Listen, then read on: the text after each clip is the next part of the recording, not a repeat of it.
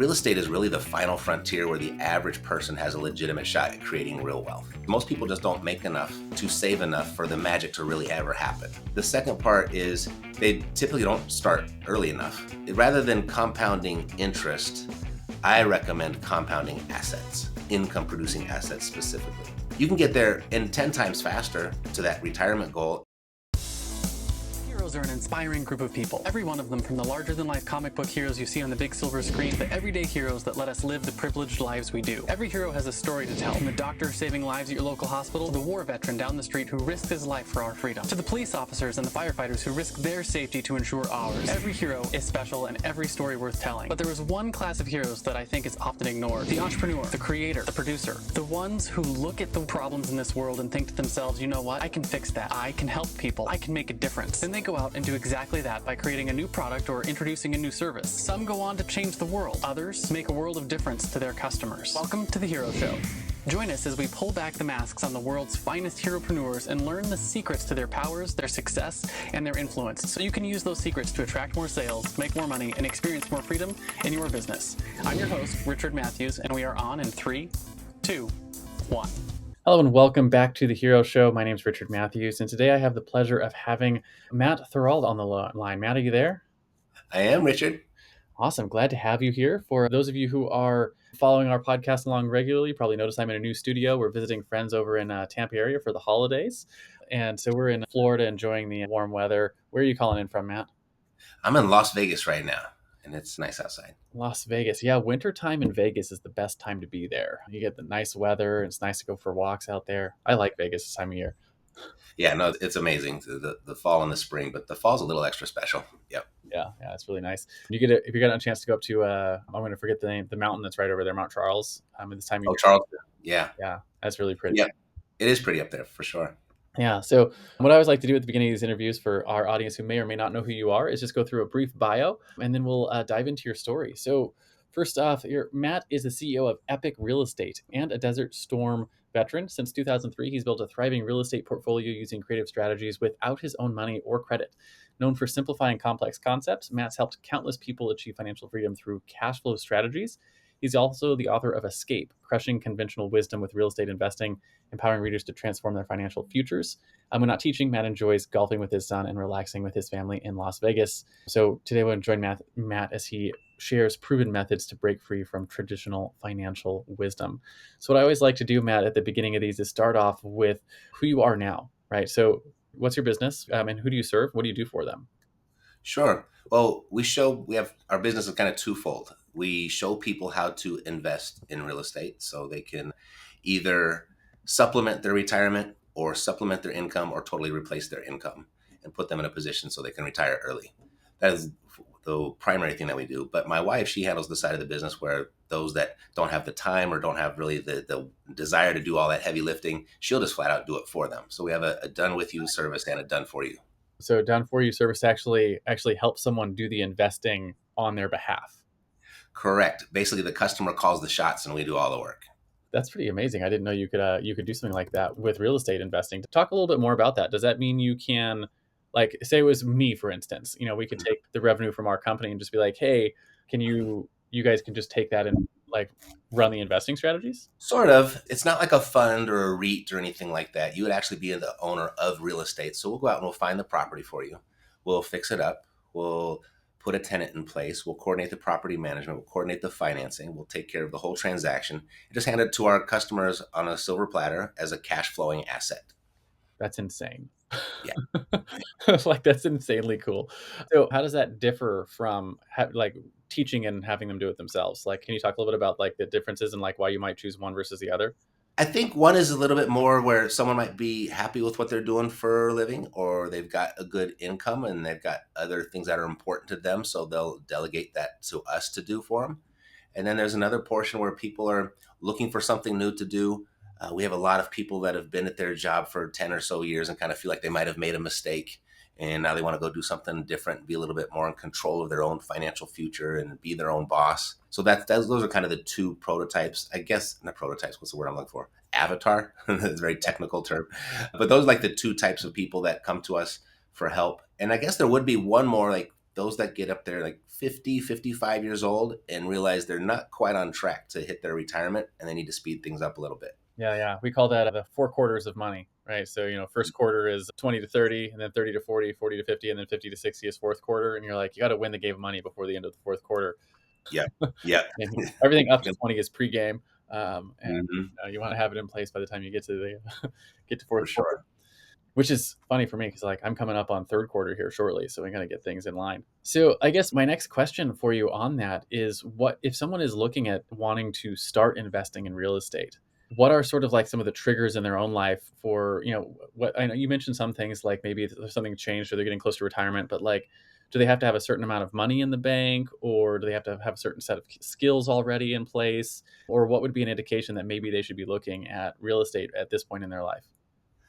I think if you're looking at your financial plan, if you're happy with where you are financially, then I'm not going to even try to interrupt, right? But if you're not getting to the place that you think you want to be in the time that you want to be there, real estate is really the final frontier where the average person has a legitimate shot at creating real wealth. And it works in so many different ways. And if we look at traditional planning for the future, the financial planner might really promote the idea of compound interest, Yeah. right? The eighth wonder of the world, and you just let it go there, and spike up at the end, and it'll be amazing. But there's a few things that are really wrong with that. The primary one, though, is most people just don't make enough to save enough for the magic to really ever happen. The second part is they typically don't start early enough to ever make that happen.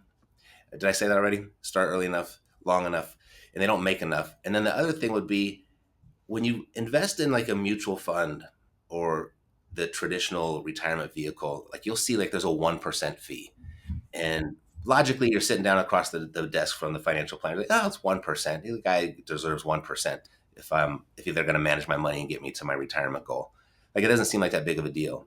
But when you extrapolate that over time, just the way your interest compounds, so do those fees. Yeah. So does that 1%. And when you put them side by side, your compounding investments with no fees and your compounding investment with just that 1% fee, you're going to lose about 30 to 35% of your money by the end of retirement is how Wow. much it adds up to. It's a huge number, and it's a real eye opener for people. So rather than compounding interest, I recommend compounding assets, income producing assets specifically.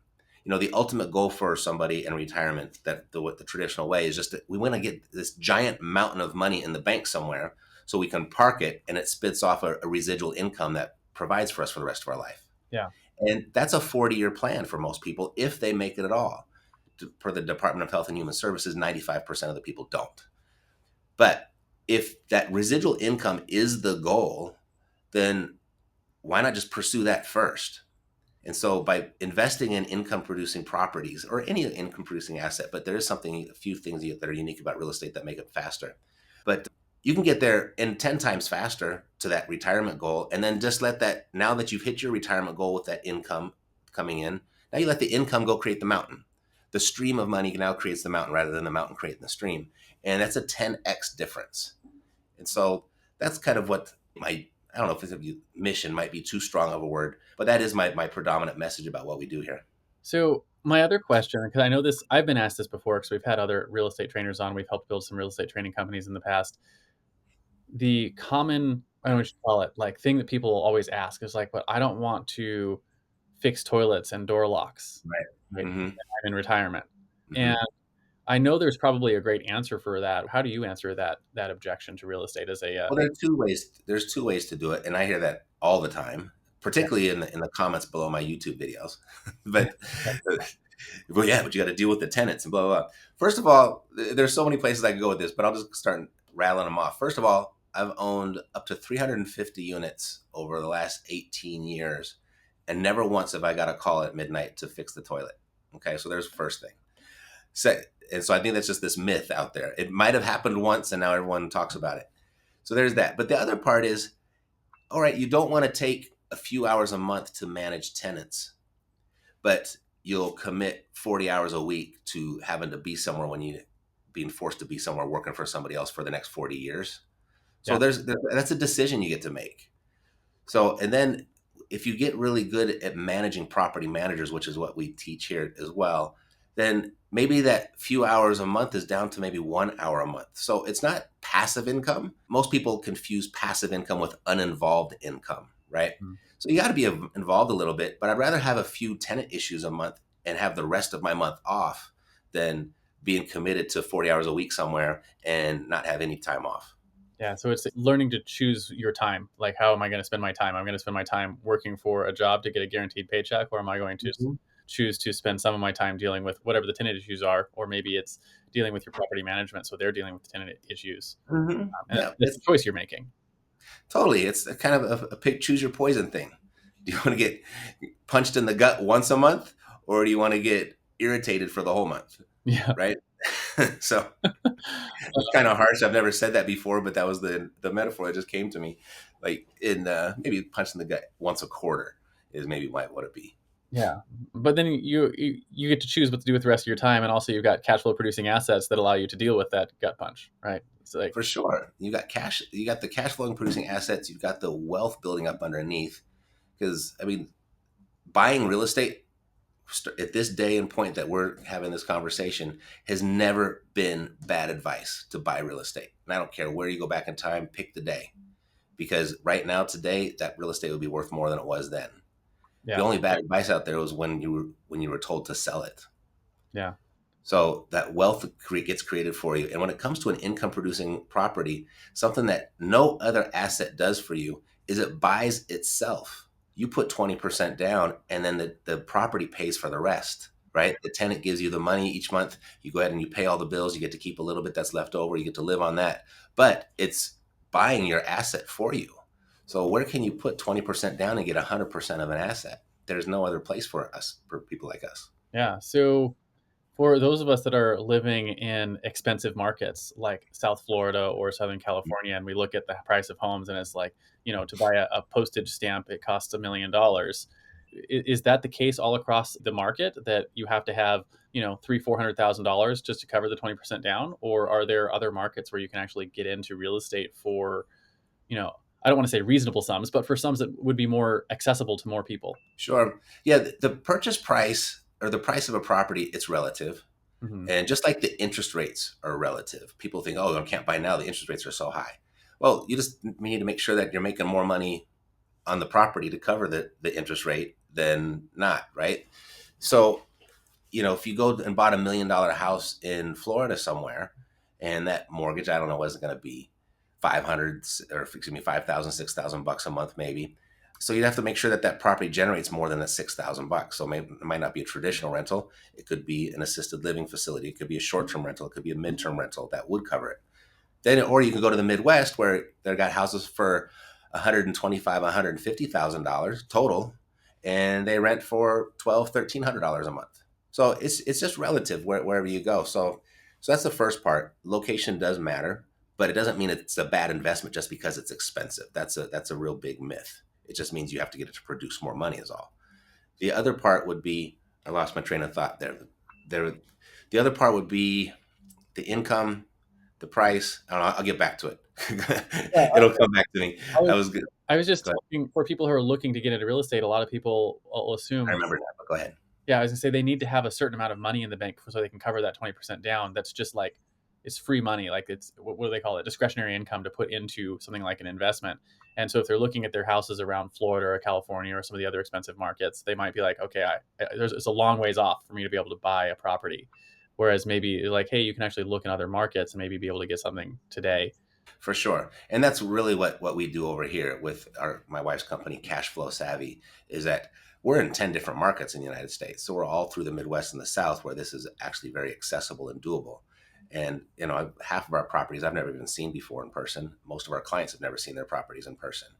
So you don't really need to be there to have it managed and have it perform. We've kind of figured that part out. But the other part that I had a memory loss there for a second. The other part, you don't necessarily always need 20% down either. If to get into the game and take that first step, there's that FHA loan out there for 3.5% down. That's pretty much 10 grand in most parts of the country at a max. Now, there's a stipulation where you'd have to live in it for a second, but if you're just getting started and you're considering that a stepping stone, it's not your forever home, then that's a really easy way for everybody to get in. And, they've got There's countless down payment grants. I mean, you can get in for zero down on those FHA loans. So if someone really wants to buy a house, they can. Yeah. Yeah, absolutely. So I want to get into sort of the theme of our show here, which is your origin story, right? Every good comic book hero has an origin story. It's the thing that made you into the hero you are today, and we want to hear the story. Were you born a hero, or were you bit by a radioactive spider that made you want to get into real estate investing, or did you start in a job and eventually switch to becoming an entrepreneur? Basically, where did you come from that you ended up here doing real estate investing and training other people? It's a weird thing because I come from a family of civil servants. There's a lot of police officers in my family, a lot of fire department people. My cousin just retired as the youngest chief in Santa Ana Fire Department. Aerospace engineers that work for the government. So I've got a lot of real civil servants, just very traditionally minded people in my family, not a single entrepreneur in the bunch. So I don't know where I got it because always had the paper route. I always had the lemonade stand. I was selling magazines door to door. I just wanted to work and I wanted money because I wanted to buy things. Right. And so that's where that started. And I noticed when I started working at places, my first job was washing golf carts at a golf course, and then I was a cook and a dishwasher, part-time dishwasher, part-time cook at a Chinese takeout restaurant. And then I changed the light bulbs at Nordstrom. And then I did all these weird little jobs. And I just like when I was a terrible employee because I would just look around and like I would look for the angle here, like where are they? How would I do this better? And that was just like a natural thing. And I just like I always went out and then whatever job I had, it inspired me to start a business of my own that was similar or a competitor. And so it was just kind of like I said, I don't know where it came from, but I eventually got into the music business. I really fell in love with music, and I was born and raised in the hip hop era, the birth of hip hop in the late '80s, and I became a music producer. I became a DJ, and I got a nice global distribution deal with a major label with EMI. I did really, really well. I made my millions before I was 30, and then thought life was set. And then this thing called the digital download came along. This little company called Napster. Do you remember this company? I do. I remember actually downloading things from Napster before it was illegal. Yes, yes. So that was that's really what put us out of business, and it put us out of business really fast because we had this small little independent hip hop label, and it didn't matter if it was independent hip hop or independent rock or independent dance music. That independent audience really embraced that digital download first. Mhm. Like they're the ones who sought it out. They were the ones who figured out how to get free music, and they didn't have to walk into the music stores anymore. So we were out of business before iTunes was even a formation. Yeah. And so that was at age 34. And so I wasn't prepared for anything. I had no college credentials or I didn't know how to do anything else. So I had to go out there and see what the job world offered me. And it didn't offer a whole lot. I went through car insurance, tried to sell cars and then tried to sell insurance. I went to a bunch of multi-level marketing type companies and ended up bagging groceries at the age of 34 and was sat there for about 6 months just with the world's biggest pity party. And maybe this was where the atomic spider or the radioactive spider bit me because it was the grocery store manager that had said to me, he was 34 also. And he had said something because he'd been able to acquire a few properties along the way while he was working there because he was there 18 years or so already at that time. He started when he was in high school. And he said, Matt, if you want your money back, because that's what I really wanted, I really missed my money from the music business. He had said, real estate, it's the final frontier where the average person has this legitimate shot at creating real wealth. I've said it a million times since, and I'll never forget it. And at the time, I didn't know if it was true or not, but I didn't know I didn't have any other options because I felt I had tried everything. And so that night, I started Googling everything real estate and found out that I had an aunt that lived a couple cities over who was the number one real estate agent and had been for 20 or some odd years. I hadn't seen her in 15 years. And so I was kind of shy, but I was filled with liquid courage that night, if you know what I mean. Yeah. And I fired off an email. And in the morning, she answered. We had lunch. And then within 24 hours, I was in real estate agent school. So it started as a real estate agent. And I did that for about 3 or 4 years. And then just kind of realized, you know what? If real estate is where the money's at, I'm sitting on the wrong side of the desk. Because I had a couple clients that were investors. And I started to look at their profits versus my commissions. And I was like, I want that. And so I made a huge investment myself and became a real estate investor and took on that whole education and trained myself and just worked my butt off. And within, I don't know if you've heard of this book. It's kind of a rare book. It's hard to find.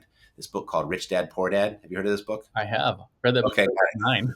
Highly recommend it. Everybody write that down if you haven't read it. But that taught me two amazing things, and that could have been like another pivotal moment, like it has been for so many entrepreneurs. One was just the concept of passive income.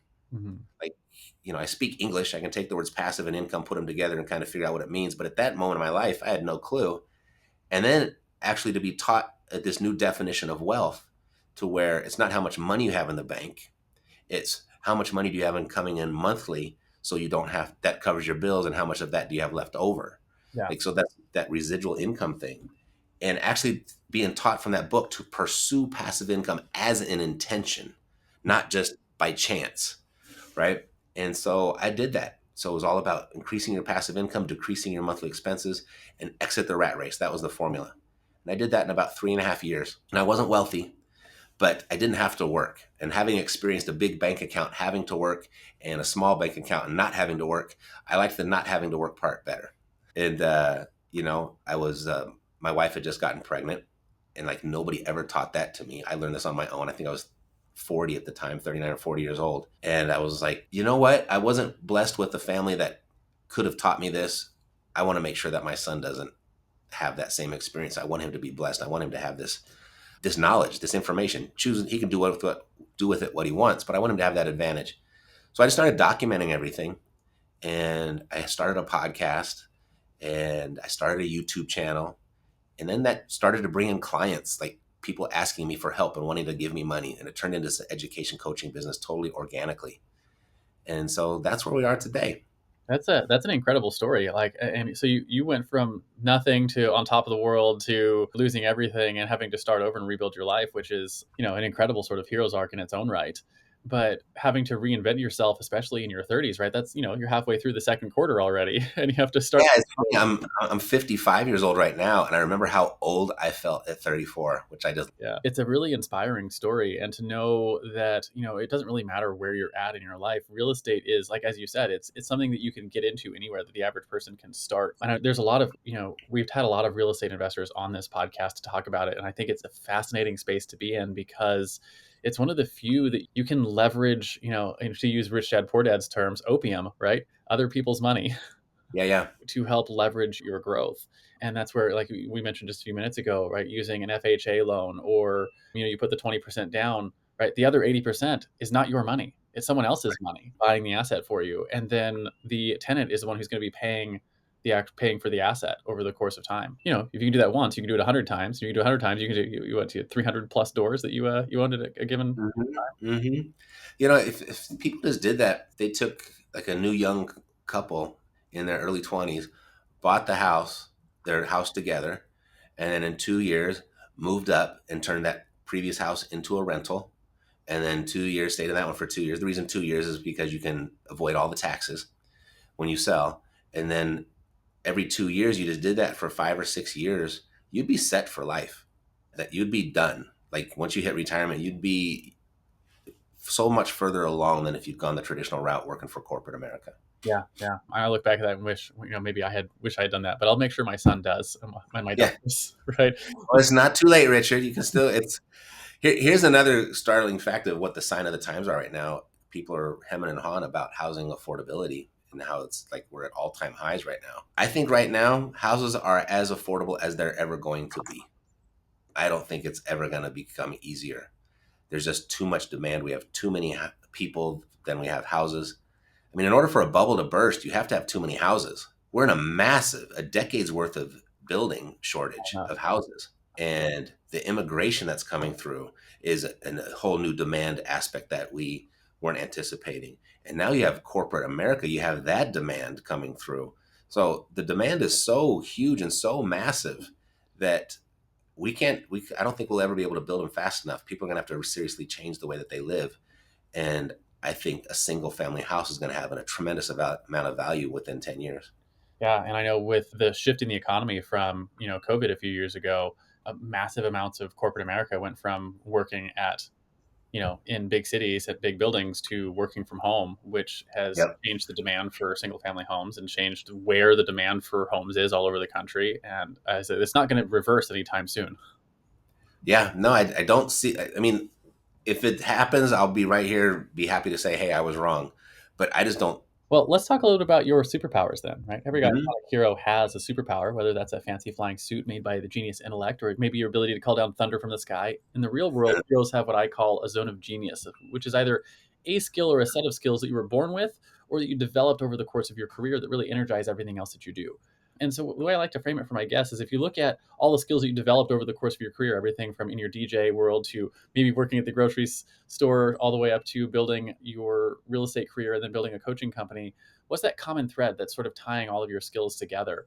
And that common thread is probably where your superpower is. So with that framing, what do you think your superpower is? There's a couple things, and the one that I would call out first is I just have an awareness that no one's going to do it for me. So I don't sit around and wait for things to happen. I just go do things. I just because it ain't going to happen any other way, and that's just something I've kind of in hindsight, like that wasn't an intention. That wasn't something I was always conscious of. But if I look in my rearview mirror, I see that constantly, that theme going through my life. If I were going to say what my outside environment tells me all the time, it's two things. I have an amazing knack to solve problems, to take complicated things and reduce them to the simple, and to teach people how to do it, how to duplicate, how to repeat a process. One of our most common type of people that come here to learn how to invest in real estate are engineers. And I could have never predicted this. It wasn't an intention. But they tell me when they come to our office for our training sessions that they just like the way that I lay things out. And so based off the podcast and based off the YouTube channel, apparently that's what I do. And that's totally subconscious, unknowingly. And I wouldn't even have known it unless I had that feedback. So I think that would be it, taking complicated things and breaking them down to simple forms so they're easy to understand. Yeah, I always called that putting the cookies on the lower shelf. Mm. See, they're up here, and if you put it on the lower shelf, then everyone else can get the cookies. There you go. I like that. That's a good metaphor. Yeah. I'm not sure why, but that just always popped into my head anytime someone talks Yeah. about You taking can't reach the cookies, right? Just, we'll put them on the lower shelf then. I like it. put them on a lower shelf for you. And it's a unique superpower that everyone sort of needs in their lives, depending on what it is you're trying to learn, trying to get into. You need to have that person who knows how to take those concepts and put them in a place that you can understand them and act on them and then move forward. And it's one of the things that I think is fascinating about just the human species in general is you always have the storytellers for that industry, right? For that skill or for that concept. And it's people like you that can make, something like real estate accessible to people who aren't real estate investors. Or Hmm. in my world, it's podcasting, right? We talk about how to put those cookies on the lower shelf for people who aren't podcasters, right? But they want to leverage that skill in their life. And yeah, it's a potent skill that I think everyone really needs to have in their lives, depending on what it is they're trying to pick up or learn or add to their lives. Hmm. Hmm. For sure. Because we got problems all the time. I think as Tony Robbins says, it's, what determines your success is not going to be so much your resources, but your resourcefulness. Yeah, what is it? The Who Not How book always pops into mind whenever I think about that too. Is like, hey, there's someone somewhere who has the results that you want, and Yeah. they can help you do that. They can help put the cookies on the lower shelf for you and help you get that same result. Yep. And it's child's play to them. And it's difficult for you at the moment, right? Yeah, yeah. It's like it reminds me of my wife does she does 3D cake designs. For my nephew once when he was like 10 years ago, but she wanted a T Rex, and like she made a three-dimensional T-Rex with like fangs and like eating a raptor, and like there's a volcano and all this stuff on there, and like we have a picture of him. He like lost his mind when he saw the thing, and my wife is like, I was like, why don't you do this professionally? And she's like, I couldn't charge for that. It's too easy. And I'm like, listen, I was like, what you think is easy, everyone else thinks is a magical feat, right? Yep. That Yep. they don't understand how you even did it, let alone right. And so like it's in those areas where you're like, no, this is easy to me. That's where you generally find your superpowers. Mm-hmm. It's funny because my wife she gives me a big elbow in the gut all the time when I say, "Oh, don't worry, I'll take care of that for you." She's like, "No, you can get paid for that." Totally. Oh man. So let's talk about the flip side, right? So if on one side you have a superpower, which is that ability to help people solve problems and understand what's going on. The Hmm. fatal flaw is, just like every Superman has his kryptonite, or Wonder Woman can't remove her bracelets of victory without going mad.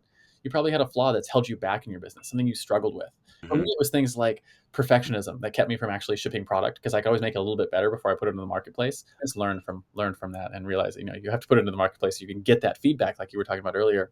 Or self-care. I had a really hard time with self-care as a young entrepreneur where I didn't have good boundaries with my time. I didn't have good boundaries with my clients, let them walk all over me. And that really held back my income, held back a lot of things in my business. But I think more important than what the flaw is how have you worked to overcome it so you can continue to grow your business and to, get into new markets like real estate training as well? Yeah, this is like the second time this has come up here this month for me, and the last time was the first time that I ever really had to like look inside to see what that was. And the instinct was just the thing. First thing that came to mind was I care too much about people, Yeah. right? And most people say, hey, that's a good thing, and might be think that's a humble brag of some sort. But it's really like if I look in the rearview mirror, kind of maybe what you were just talking about with self care. It's really been to the detriment though of my own well being, right? And that's a biggie. Like, there's not a lot of time for me because it's always allocated to everybody else and helping them do what they want to do and what they want to get. And so, I mean, I look at people that say cut in line with no no awareness or care about anyone that's around them, and I'm like, jerk, get to the end of the line. But then at the same time, I'm also kind of like, God, I wish I could do that. I wish I could just cut in the line and not care about what anyone thought. I think that that's an extreme, but there is a line in there that I could certainly afford to go a little bit more in that direction with how I Yeah, act. that's actually I think it's a really important discussion. Maybe we can dive into a little bit because I struggled with that for a long time too, and this idea that like, oh, I care too much, and I almost feel like that's the wrong framing, and it's Right? just It sounds weird to say. Yep. weird to say because you're like, it's not that you care too much about people, it's that you're not caring enough about yourself. And Hmm. it's that whole idea of like, if you're going to help someone else put the oxygen mask on, you have to put yours on first. Like you have to take care of yourself. You have to take care of your health. You have to take care of your fitness. You have to take care of your family. Like your own house has to be in order before you can help someone else put their house in order. And Yep. so if you don't have your stuff in place the way that it needs to be, you're not actually going to be able to serve the people that you want to serve the way that you want to serve them or at the level that you want to serve them. And so Mhm. it's actually a detriment to them and a detriment to the people that you care about if you're not putting yourself and your family and your health and your fitness and your relationship with God and all that stuff ahead of the people that you're serving in your business or in your community. For sure. And I think we all know that, right? Logically, like, you didn't say any nonsense just now. You didn't say anything that I disagree with. But when it comes to actual practical application and implementation in your own life, it's hard, right? You have to be like aware of it at all the time. It's something that you have to think about. Yeah, And yeah. It was like one of the stories that pops into mind for me was, I mentioned, lack of self-care was with clients walking over me and with my time. And for the time was a big one for me because I thought earlier on as a younger entrepreneur that if I wanted to be more successful, I had to work more hours, right? Like more mhm, hours was the lever that I knew how to pull, right? yep. And the realization that I had that it wasn't about the hours, it was about other things. And so I started putting restrictions on my business, right? And it was like you're allowed to have instead of 6 days a week, 12 hours a day, you're allowed to have 6 days a week, 8 hours a day, and maybe 5 days a week, 12 hours a day. Maybe it's 5 days a 8 hours Mhm, a day. And I realized when I started putting restrictions on my business on what it was allowed to have from me, that it changed the kind of things that I focused on in my business, on unlocking other people or on building systems to accomplish certain things. And what that really did is it opened me up to have a better handle on my own self care, which meant being able to have the time to focus on my health or have the time to hang out with my kids or have the time to do the things that I want to do outside of business. But it mhm, also made my business grow because I built better systems and I empowered more people. And now, you know, I said, like, we were at a mastermind a few weeks ago, right? And I mentioned, I average like 4 hours a day, 4 days a week. And my business is 15 times the size it was when I was working 12 hours a day, 6 days a week. mhm. And so we're serving significantly more people at a much higher level because I did the work to make sure I was putting myself and my life and my family and getting my own house in order first. Nice. You should create a course on that. I think there's a lot of people listening would be like, yeah, I could use that course. I could use that course. I guess maybe I could. I don't know what I would say in it other than like, put restrictions on what you allow yourself to do and then focus on these things instead. That was basically just I was just listening to a podcast on the way over here before we started recording, and it was, what's it called, the Millionaire something podcast or something like that. But he was interviewing a billionaire about what he's excited about for AI. And so they said, let's talk about AI, everything that doesn't involve Chat GPT. What are you most excited about? And he's talking about the AI agents. They're here, and they're here to stay, and they're better than humans. And so he started running down all these different applications of AI, of these AI agents, how they can just do everything for you. It's really remarkable. I mean, they think and they act, and he's got a structure now to where he's built an AI agent who's actually the CEO of the business. The AI agent has its own crypto account so it can buy things and spend things, and it has transactions in place so it can actually make money. And he just kind of sent this AI agent out on Twitter. It's got its own Twitter account and it's making money for him. He says it's just a little bit right now, but I've got one little AI agent out there just going and making money. And it was just like, wow, that was like so different than I didn't even think about that. So yeah, there you go as far as getting all your time back. Yeah, I've been really fascinated about where the AI stuff is going as well. I wrote like 28,000 words over the weekend on this exact topic. Uh, Did you write it or did AI write it? I wrote a significant portion of it, and then was using leveraging AI to play with it and to turn it into more finalized pieces. Using it as an editor. Is that the right way to describe it? Yeah, I was using AI as an editor. Yeah, Um, and a feedback loop. as a feedback loop. So I do a lot of transcripts where I'll talk into something and then like, Mhm. okay, take all my ideas and let's turn this into, a particular segment of a piece of writing. So anyways, leveraging it that way. But one of the things that I think is interesting, the whole AI agent thing, we're not that far away from being able to take all of the things that you've ever written or all the things that you've ever said on podcasts or all the other things, all your facial experiences and all that kind of stuff, and create an AI agent version of yourself that Mhm. looks like you and sounds like you and talks like you and responds like you. Like, and when I say not that far away, I mean like all of the technology exists right now for that to happen. It just hasn't been put together that way. Mhm. Mhm. And with that sort of on the forefront of like stuff that's going to be happening over the next couple of years, you have to really think like, where does our value come from as humans in this equation? And that's where we started talking about like the value of mastery and the value of being the original, right? What does it mean to be the original, of Matt? The creativity and the culture and the willingness to experience life, or the ability to experience life, is all going to come from you, right? It's never Mhm. going to happen with AI agents because it's just not part of their DNA. Yeah, So anyways, it's a fascinating discussion. And totally, totally. I think one thing that AI will never be able to replace, and maybe I'm wrong, but like taste, like discretion. Like, will it really be able to read a room and know what to say and what not to say, type thing?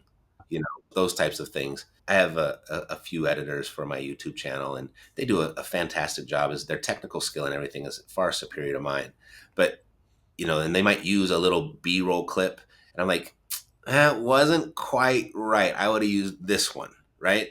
So I think AI like won't be able to have that like those nuances, but we'll see. yeah, I think we'll be surprised by what it's capable of. But yeah, there's a whole future, and to the point of this discussion, realizing it's going to be more important than ever to have your own house in order if you have the ability to have you know robotics and AI tools that do a lot of your thinking and working for you. They're machines, and they'll just do exactly what you tell them to do, and the output is not going to be. It's going to be determined by the inputs you give it. I mean, Right. if you have bad inputs, you're going to get bad outputs. Yep. When when AI was first launched, was it almost 2 years ago now? I guess November. Yeah, we're on our 2 year anniversary, I think, right? Yeah, just about. And I started looking at it and playing with it a little bit, and I was like, oh, that's cute, whatever. I asked it, how do you make a martini? Well, big deal, right? It was like, okay, it's just another search engine for me.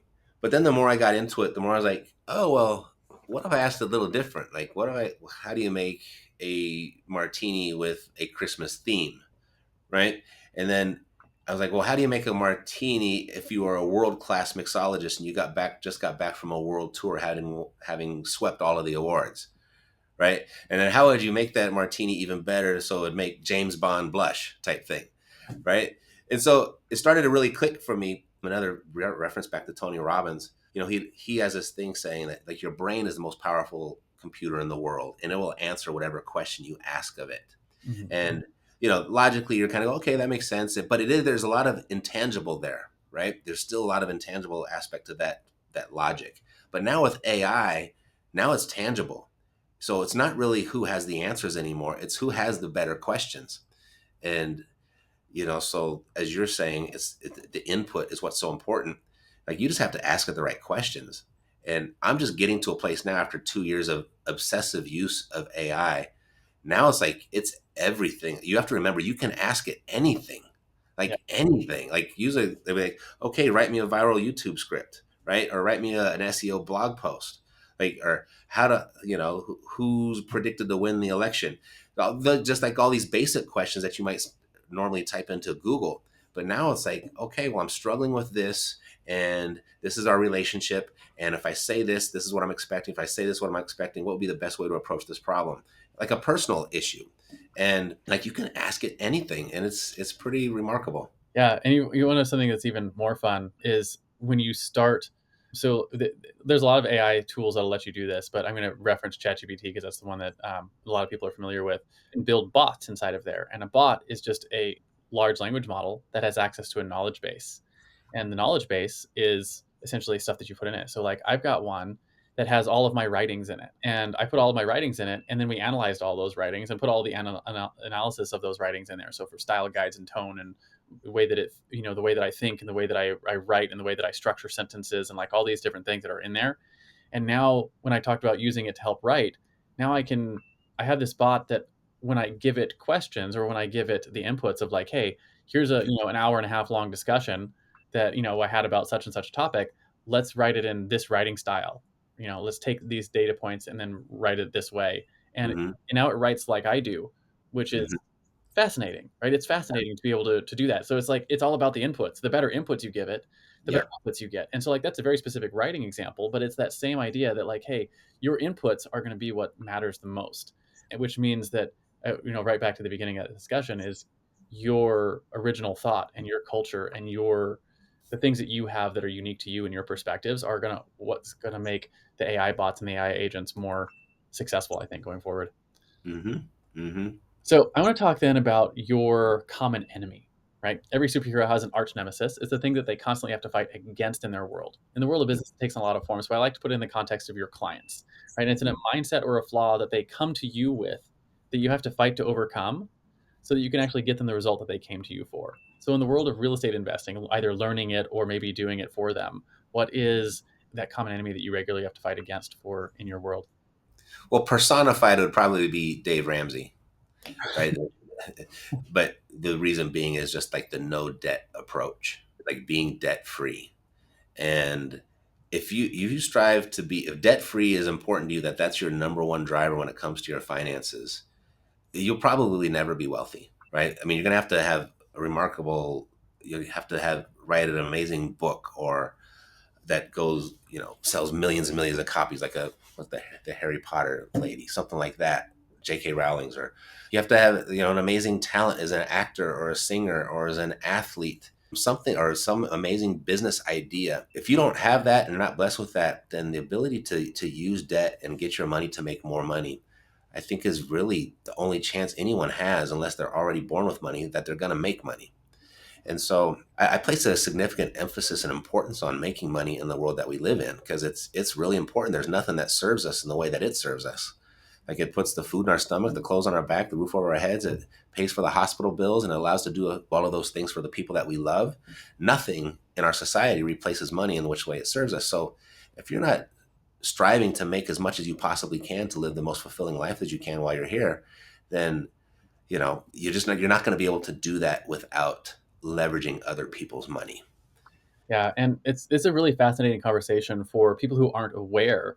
Our economy, and when I say our economy, I mean the entire world at this point, is a fiat-based economy, meaning Yep. that we have, if you actually look at our dollar notes now, it actually says backed by the good faith and credit of the United States people, right? What that Hmm. means is it's literally debt, right? Our money is debt. It is not, cash is not some, it used to be, backed by gold and all these other things, but we have a debt-based economy, which means the only way to grow your wealth is by leveraging debt, by like growing debt. And so, to your point, there's two types of debt. There's good debt and there's bad debt. And Dave Ramsey talks about bad debt, but calls all debt. He doesn't. He makes that distinction, right, between Correct. good debt and bad debt. And so we have a lot of people that have this misunderstanding that there's two different types of debt. There's debt that puts money in your pocket, and there's debt that takes money out of your pocket. And so, for clarity's sake, I think what you're talking about is like, hey, if you want to leverage debt, you need to learn how to leverage good debt, the kind of debt that Of puts money course. Of in your course. pocket. But to Dave Ramsey, it's all bad. Yeah, it's all bad. It's all bad. And yeah, that would be definitely the nemesis. And if you can't get past that idea, then you know what, it's going to be a life of mediocrity when it comes to finances. And if you're okay with that, then I'm okay with it. I'm not saying you have to be rich and you have to strive for more, but don't think by being debt free you're going to eventually also be financially free, because you won't be. Yeah, all right, because it's the foundations of our system. The rules of our system say if you want to grow the money side of the equation, that you grow the money side of the equation with debt. That's how it works. Yep. Uh, Here's a perfect example. If you take look at all the, I just did this. I wrote a report. It was about a month ago, and I did the research. So this is relevant or current within 30 days. If you look at all the Fortune 500 companies in the 500, right? Only two of them are debt free. So there's a reason for that. There's a clue. Now that's certainly on a big scale, but to your point, that's the economy that we live in. It's a debt based economy, and debt is what makes the world go round, and they understand that. And so that's why they use that, even though they have plenty of money to go ahead and probably accomplish the exact same results, but they choose not to use it because there's a better return by using somebody else's money. Yeah. I was just, just having this discussion for our business, for, the mastermind that you and I are both part of. I was looking at leveraging debt as a way to access the tools and resources of that mastermind, and was talking to one of my coaches and taking that next step and growing up in business kind of thing, and realizing that he was like, you need to start looking at debt this way, that if you're going to, say, make a $50,000 investment into your business, right? If you can borrow that debt, right, $50,000. Let's do $100,000 just because the math is easier, right? $100,000 investment in your business, and let's say it costs you, it's expensive, right? It costs you, 16% or something like that. And just for simple math, it's 16% simple interest, right?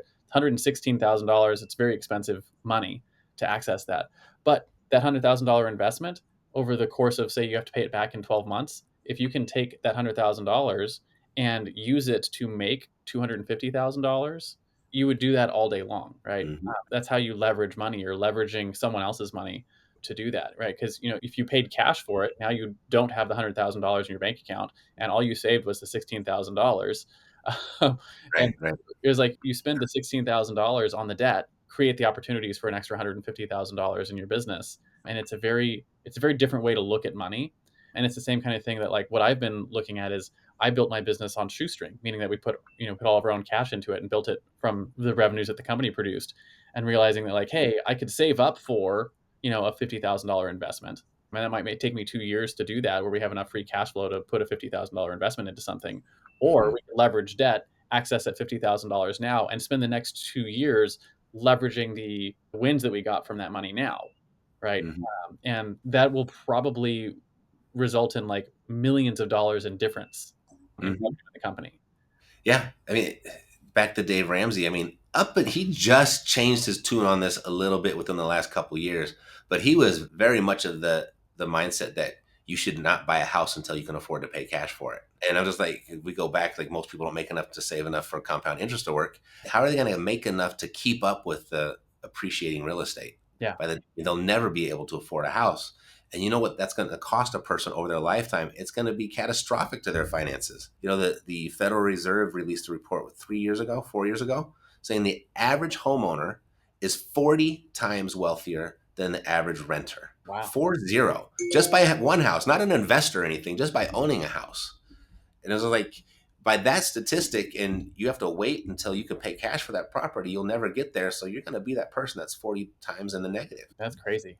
Well, I think that makes a good transition to talk about, your driving force, right? So if the flip side of your common enemy is your driving force, right? So just like Spider-Man fights to save New York, or Batman fights to save Gotham, or Google fights to index and categorize all the world's information, what is it that you fight for with Epic Real Estate? Your mission, so to speak. Fight for. We can go back to our economy conversation, how we live in this debt-based society, and it's really inflation, an inflationary economy that we live in. And so you have this force that's constantly destroying the purchasing power of your money. And so you have to fight against that. And the nice thing of there's a saying that you might have heard of: "Don't fight the Fed." Have you heard of this expression before? I have heard "don't fight the Fed," but I don't know what it means. Okay, it probably means a bunch of things, but this is one way how that works. Is that, if I put $100,000 under my mattress right now, right, and then I lent out, let's see, if we go back to the beginning of COVID, this is the example. You have two people, two scenarios. One person, they got $100,000 and they're concerned about the future, so they put $100,000 under their mattress because they don't want anything to happen to it. A second person takes $100,000 and uses that as a 20% down payment on a $500,000 house. Right, so they both have $100,000. One put it under the mattress, one put it into a property. You fast forward there 2 years to the end of COVID, and I think it was collectively that inflation was like 13%, 14%. Yeah. So that $100,000 that you put on your mattress, it's now only has the purchasing power of what, $86 or 80, yeah, 860, yeah, 86,000. $860,000, right? So you've lost, 14, 13% of your money that you had in your mattress for playing it safe. But if you put it into real estate, so you put $100,000 down and you borrowed 400, right? The thing about inflation, forget the appreciation of the real estate because we know it boomed. That's not the point. But the inflation is an equal opportunity money destroyer. So it destroyed the $100,000 on your mattress the same as it destroyed the bank's $400,000 that you borrowed. So inflation, now you take $100,000 times four, so say 15,000, make it easy. So it's $60,000 profit you made by borrowing somebody else's money just because of inflation, right? So my fight here at Epic is to show people how it's not just a real estate conversation, it's a money conversation, it's an economy conversation. And the perfect formula is to borrow a depreciating asset, money, to purchase an appreciating asset, real estate. That puts you on the right side of the Fed, on the right side of the system. And the system always wins. By playing the game of being debt free puts you on the wrong side of the system. And that's why they lose. The Department of Health and Human Services just came out and said 95% of all today's 65-year-olds are not prepared to retire on their own resources. 95%. And that's the masses following the traditional conventional advice. But just by buying a couple pieces of buying a couple pieces of income property, borrowing and using somebody else's money to purchase it, now you're on the right side of the system and you're doing just fine. You're in that 5% that made it. Yeah, that's insane. And it's not even that difficult, right? Like my understanding, I haven't bought much real estate myself, but my understanding is the formula is not that difficult, right? It's not like rocket science. It's not like going to surgeon school, right? Yeah. So, I mean, my explanation there was very detailed and very complicated. That's what's happening underneath. You don't have to worry about any of that. Just go borrow money and buy an income property and done. Like, you don't have to, like, all the boxes have been checked, whether you remember what I said today or not. Yeah, absolutely. You're right. It's that simple. So I love that. Let's talk a little about some practical things here for our audience. I call this our hero's tool belt. Just like every superhero has, their tool belt with awesome gadgets like their batarangs or their web slingers or their laser eyes. I'm going to talk about the top 1 or 2 tools you couldn't live without to do the type of investing that you do. Could be anything from your notepad to your calendar to some marketing tools, something you use for your actual purchase of property, something you think is essential to getting your job done on a daily basis. I would say probably the data that I have access to, because we purchase properties that are off market. We purchase properties that are in distress, and that's about 7% of all houses that are out there.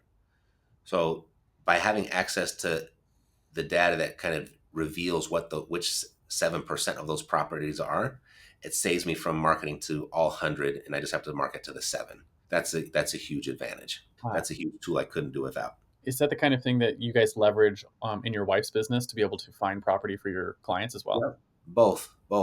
Because I mean, if you went and just hired a real estate agent and went out and purchased real estate, everything I've said is going to happen for you. Real estate will keep its promises to you. But if you know how to find them off market and say buy them with equity already in place, meaning buying them at a discount, if I bought a house that was for a $300,000 house for $200,000, that's $100,000 I just made by being able to know how to find that property, rather than having to buy that house and wait for 5 years for it to appreciate $100,000.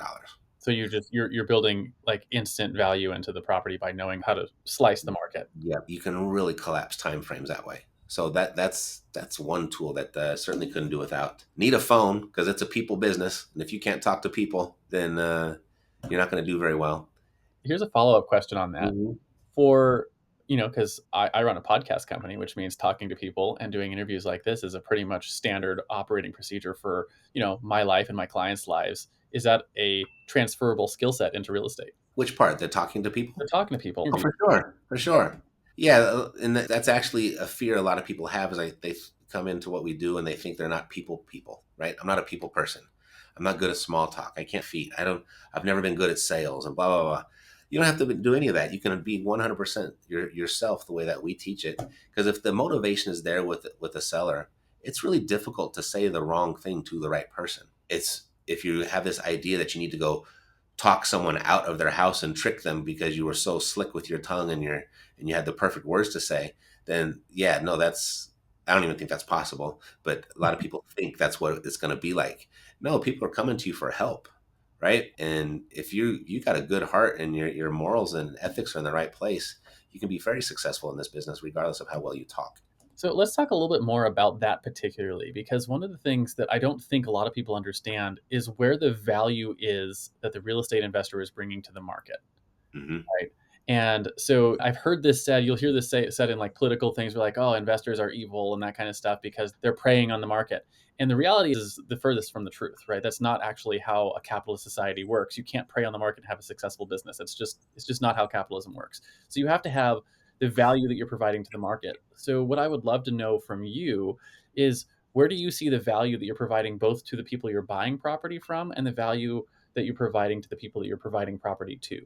Sure. Where that comes from is, I expressed that one statistic: 7% of all the properties that are sold under some sort of level of distress. It could be personal distress, financial distress, or the property itself is in distress. Hmm.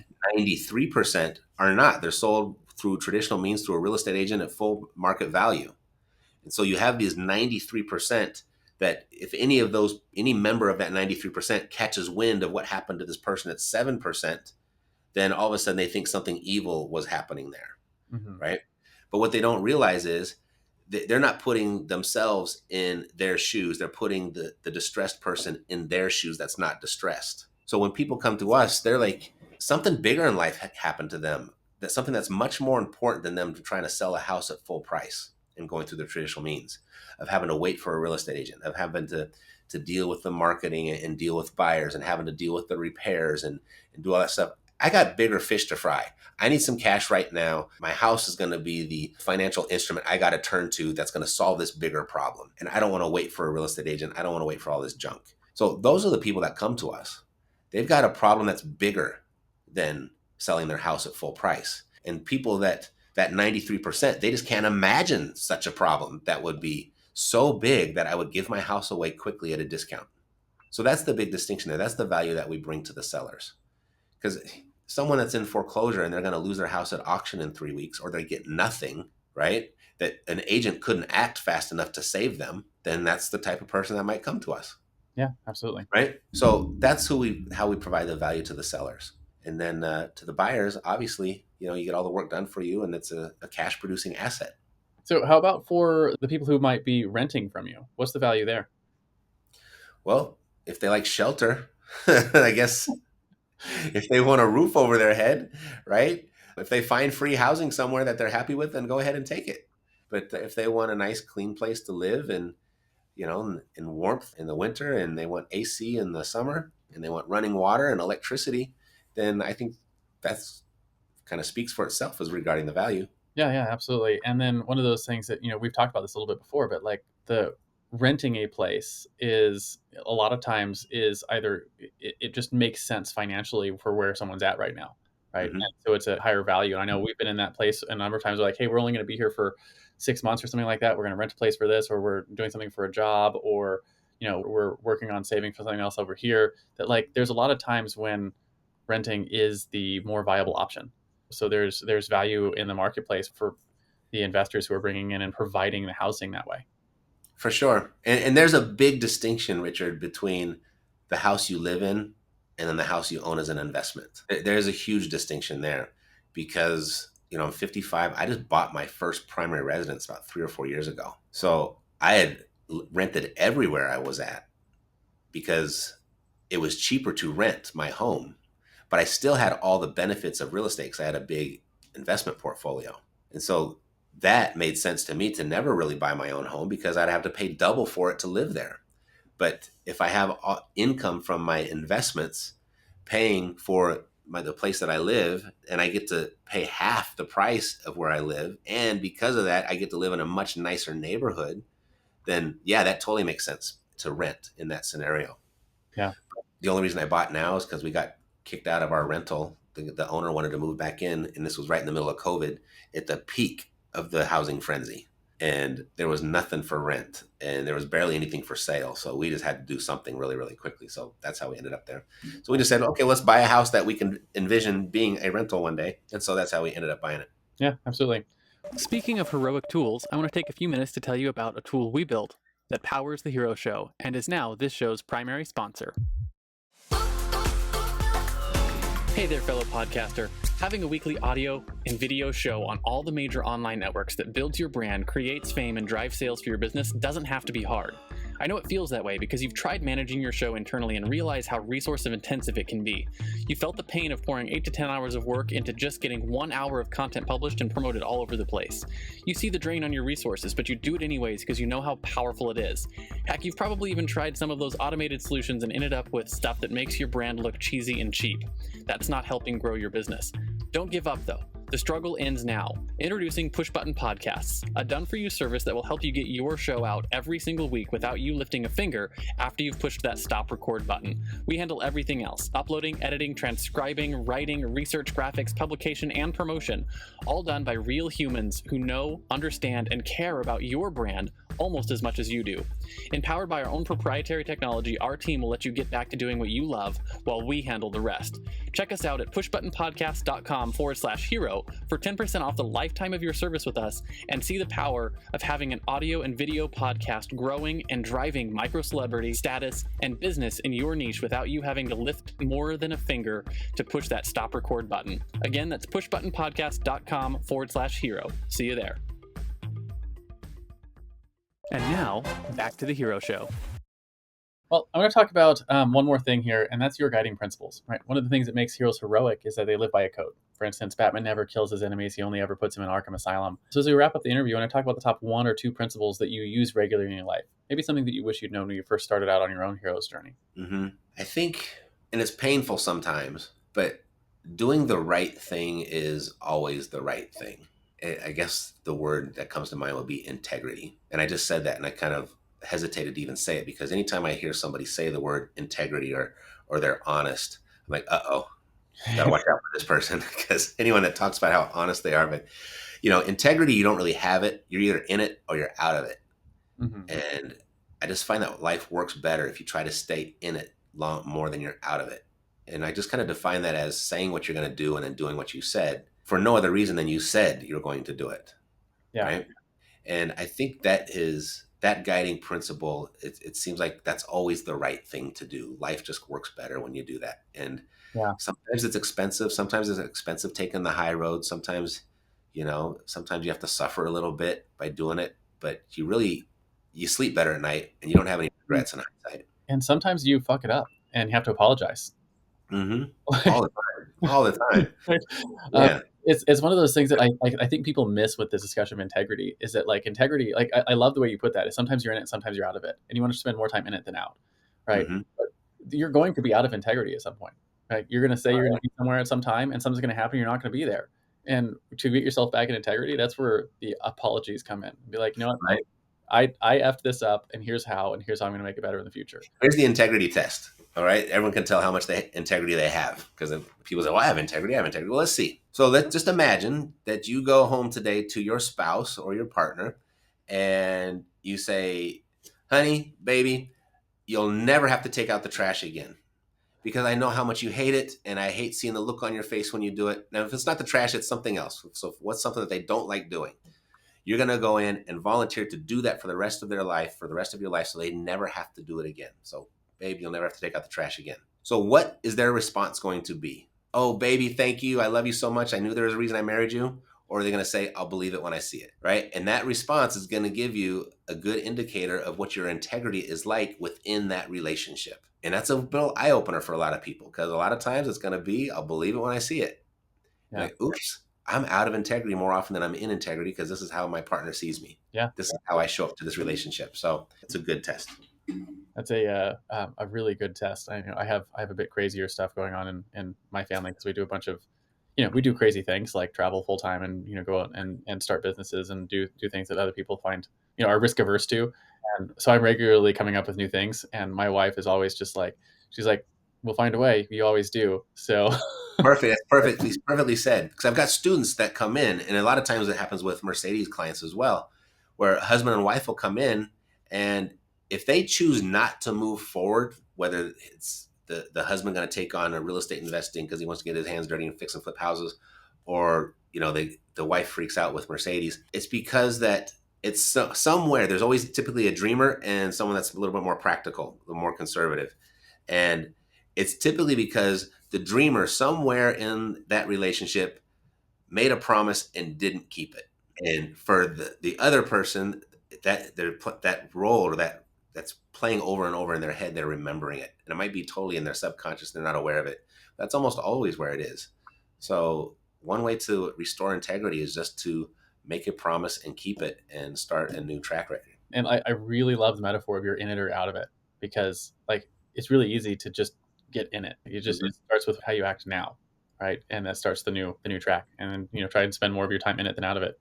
Yep. It's really good. I think that's a great place to wrap our interview. I always love wrapping on integrity, but I do every interview with a simple challenge I call the Heroes Challenge. We do this to help get access to stories we might not find on our own. So the question is simple. Do you have someone in your life or in your network that you think has a cool entrepreneurial story?